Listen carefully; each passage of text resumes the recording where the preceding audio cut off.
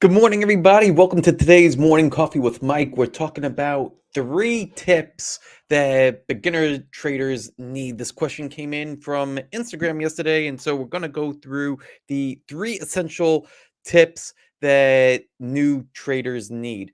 So, first off, yesterday, right? You know what? Let's just jump right in. As you guys come in, let me know what questions that you have about these 3 tips. So, tip number one tip number one is you need to acquire the skills to trade before putting any kind of serious money to risk.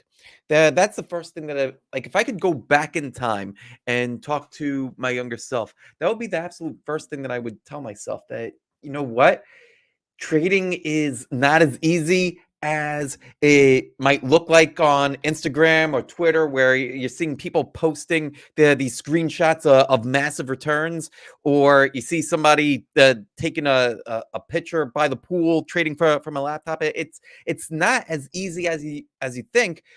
You need to acquire the skills first before you put serious capital at risk. I'm not talking about just taking, a couple of dollars that you have laying around and putting it in. I'm talking about taking money that you've been saving for a long time, your life savings, putting that in and expecting good returns. No, you need to acquire the skills first. And no, that I'm really glad that this question came up, because that's a big premise of why I wrote the Trading Mind Wheel. I wrote it as a handbook for beginner traders to have something that they could go to reference and start to learn about the skills that they need for trading. So new traders struggling or want a leg up, this is going to help you. So what are some of the skills that beginners need, right? Or that really we all need.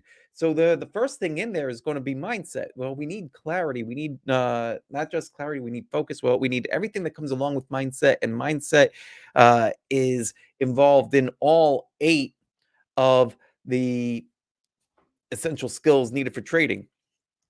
Some of the other skills that are not as widely talked about, right? Journaling.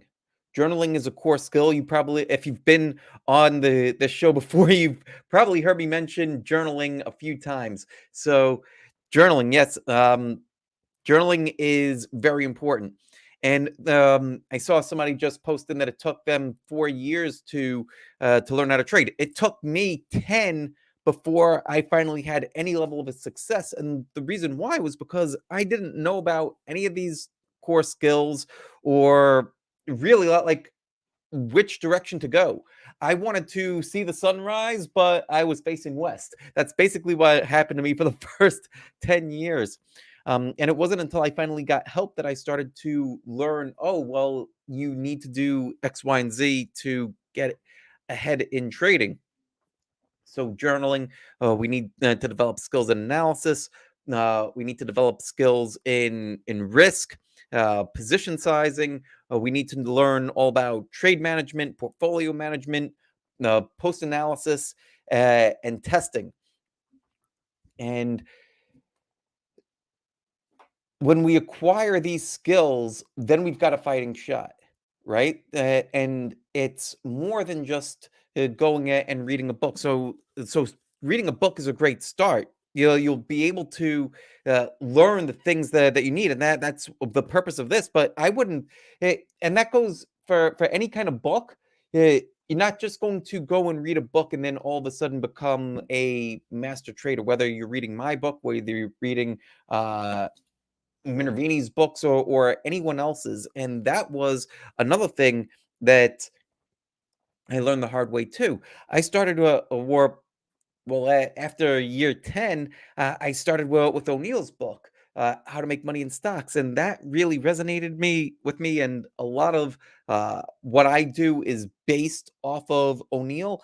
But I thought that I could just read this book and use it like a cookbook and go off and make millions. That's not going to be true of any book that you read. You're going to need some real world experience. And in having real world experience, it's great to have people around you, people that have actually walked the path and have done what you're trying to do, versus buddying up with a friend that maybe read the same book and you're both starting out from square one. right? Does that make sense? So you would want to have coaches and mentors and people that can help guide you. Once I finally got that, I was able to start to make progress very quickly inside a year. So all of that I would put into that first tip, that first tip of being acquire the skills to for trading mastery. The second thing, right, once you have the skills, would be to trade small. Right? So many people are so eager to get into the market, put a whole bunch of capital up front and start to make money quickly, right? Like that's the way to absolute failure and to lose everything. Right? Well, one of the stories that I tell in the book up front in the Trading Mind Wheel. One of the first stories is the parable of the sower. Right? Let me know if you've heard about the story of the sower. Yeah, there's the sower, and he's sowing seeds, and he's carrying the seeds, and they say that some of the seeds fall by the wayside. Right? Great. Some seeds fall by the wayside. Then he keeps on going, and some seeds fall in the cracks, right? On the sidewalk. So those seeds start to prop up, and they wither and die because, well, they don't have the good soil. So the sower keeps on going, keeps on sowing, and eventually dumps some seeds, and they get into the thorns, and the plants start to grow, and then the thorns choke the plant, and they die. And then finally, towards the end, the sower plants some seeds in good soil, and then the plants start to grow, and they start to grow like some of them grow fivefold, some grow tenfold, some of them grow 60-fold. And so uh, some of the points in the story of the parable of the seed and the sower is that some seed will fall by the wayside, and well, we need to. So part of it is that no matter what we're planting, some of the seed is going to go to waste. Part of it is taking a look at the sower and the seed and understanding too that he had some basic knowledge going in, right? Like he didn't just take all of his seed and plop it in the middle of the ground and walk away, right? So even in that parable, there was some basic knowledge of where am I going to plant and uh and how to do this. Could he be better? Of course, but you need to start off with some basic knowledge in order to grow anything. And so that's why tip number two, when you're starting out as a beginner, you want to start small because if you're starting out small, you're still going to be making some mistakes. And you want to keep your education fees as small as possible. So that's tip number two. Then tip number three would be to gradually, as you start to gain consistency, then you want to gradually scale up. You even as you have consistency, you don't want to just say, "Okay, I had some consistency," and then go all in with your account. And so, what does consistency mean? Consistency, I would say, at least a year, right? At least a year. So you might start thinking to yourself, man, this takes a long time. Yeah, it does take a long time. But guess what? You're developing a skill that's going to last you for the rest of your life. You don't need to one make all of your money on day one. And if you are trying to make all of your money on day one or month one or the first 6 months, then you have the wrong approach to trading to begin with. And those types typically are crash and burn.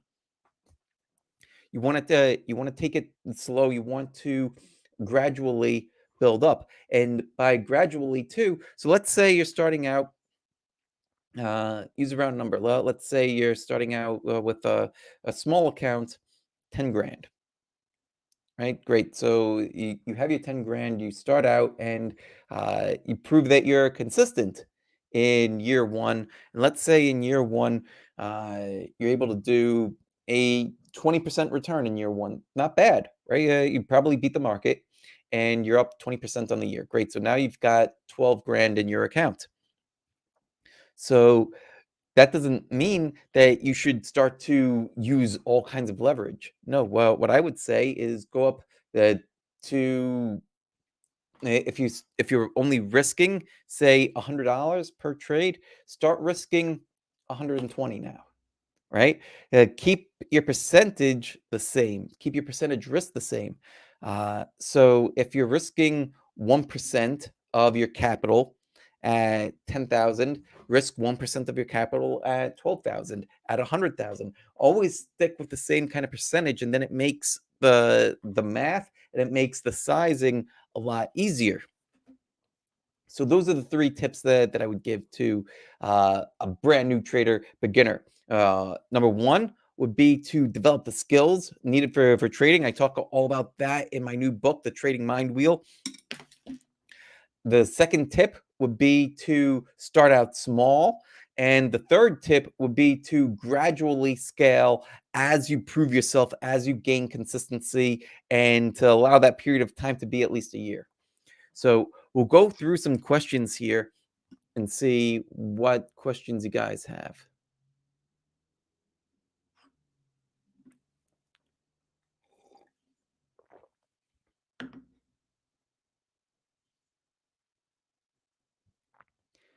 Yeah, someone else here that's just starting out. I have no idea about trading. So if you're just starting out, right, you want to gain the skills needed for trading. Yeah, go grab a copy of the Trading Mind Wheel. It's on Amazon. Uh, yesterday, yesterday I looked on Amazon and it was already close to being sold out. There was only one copy left, if you could believe that. We're still in pre-sale, right? The book actually starts shipping on Tuesday of next week. Still in pre-sale. There was only one copy left on Amazon, so I called up the publisher, and now there's more copies being made available. So you could go on Amazon, order the book, go to Barnes and Noble, go to basically anywhere on the planet, and you can order the book. So I would start there.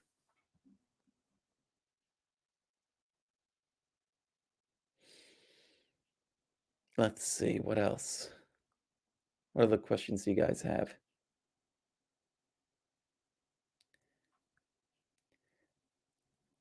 There was another very good question that came in last night. Well, we'll do that one. I don't, unless if we get a question in here. Yeah, so let me tell you about this question that came in last night. So someone had reached out and said that they are stuck at equity curve highs. That like they'll achieve a certain level in their equity and they won't be able to bust through, right? Like, so let's say that you're the guy that turned uh 10 grand, and over, let's say, 5 6 years, you were able to turn your 10 grand into 100 grand, right? And that's a pretty that's a great return, right? The 5 6 years you turn 10 into 100, that's amazing.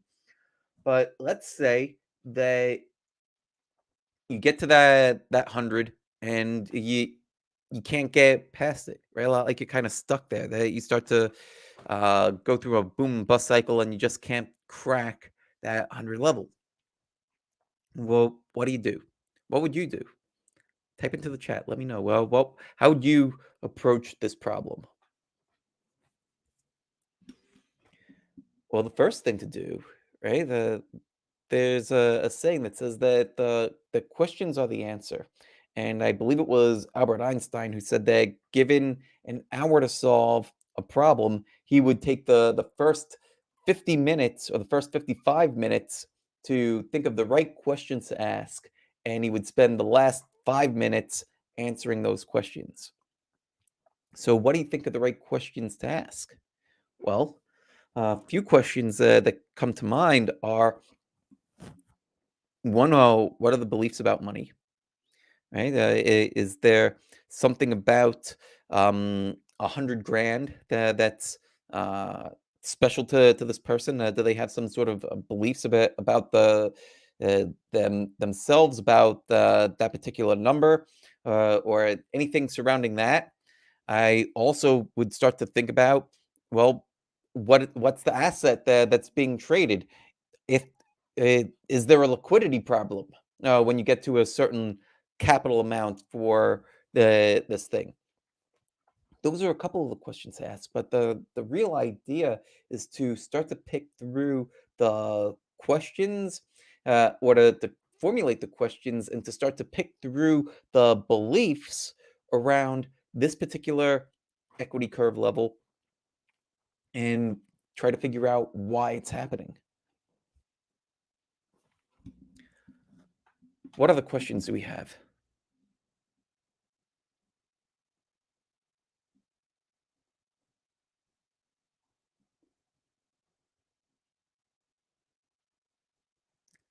Scrolling through here.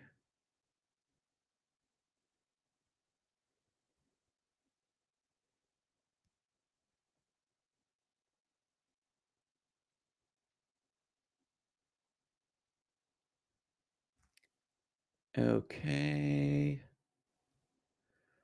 No, Noah, there doesn't look like there's any other questions coming in. There's a couple of requests to go live. Um, to go live, you're going to have to book a time, right? You can click the link in my bio and schedule a time. If you're not, we're not able to just take people on and bring them live. Randomly during the show. And the reason why is because now we're live streaming the show not just to Instagram but also to YouTube and Facebook and Twitter and LinkedIn. And if we're live streaming, uh, so if I bring someone live on Instagram, then the people over on YouTube won't be able to see it. And if I were to bring somebody randomly live on YouTube, you guys over here on Instagram won't be able to see it. So if we book the show ahead of time, then we'll just do the show on that one spot, and then we'll blast out the recording later on. So book a time use the link in the bio. Go to the bio, click the link. There's a Calendly link there that says Morning Coffee with Mike. Click that, and you'll be able to schedule a time. Um, let's see. What else? Can you believe that we're only a couple of days away from not only the book launch, but also from the virtual conference? So on Tuesday next week, we're hosting a virtual conference. The conference is going to go through all 8 of the essential skills outlined in the book, but it's not just me talking it. We've got 10 speakers all together. All of them are experts. All of them are experts in each of these 8 core skills. So many different people. You've seen me post about these people all for the weeks coming up.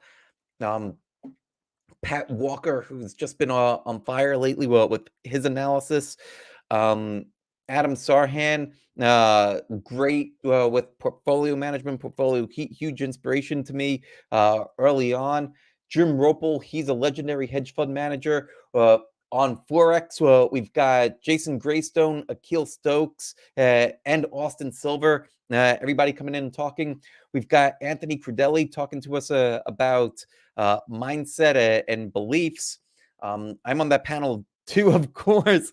And let's see who else. Well, we've got Jim Ropel, legendary hedge fund manager. We've got Mark Minervini, 2-time U.S. investing champion. So many great people are involved in this conference. You're not going to want to miss it. And the conference is free. So all you have to do is go to tradingmindwheel.com and click the link at the top of the page and register for the event. And I'll see you there on Tuesday. That's all the time that we have for today. I will see you back here again tomorrow, 9:30 a.m. Eastern Time. Take care. Much love. Peace out, everybody.